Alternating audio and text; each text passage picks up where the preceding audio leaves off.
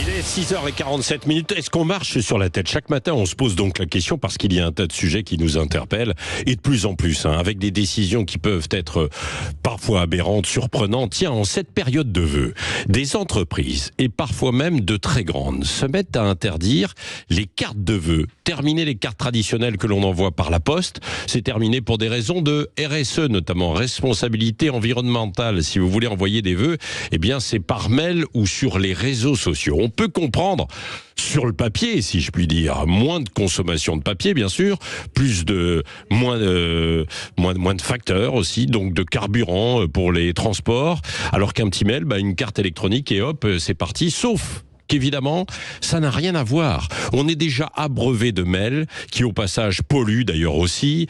Et puis, plus d'efforts. La carte électronique, c'est un envoi quasi anonyme. Pour une lecture anonyme, personne ne les lit.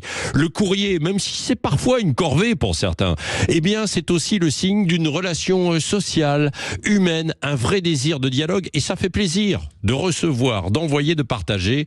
On n'en voit plus ou si peu de lettres, bien sûr. Je regardais les derniers chiffres du courrier, le courrier qui représente simplement 20% des activités de la Poste. C'est un effondrement. Eh bien, donc le signe d'une relation sociale, on n'en voit plus, alors que si on envoie des lettres, c'est l'occasion de vraiment écrire, de se donner des nouvelles, d'entretien, les liens qui manquent tant dans notre société. Terminer tout cela, alors oui, on peut limiter, bien sûr, mais interdire, comme certaines entreprises ont interdit de souhaiter joyeux Noël en interne, on marche quand même un peu sur la tête.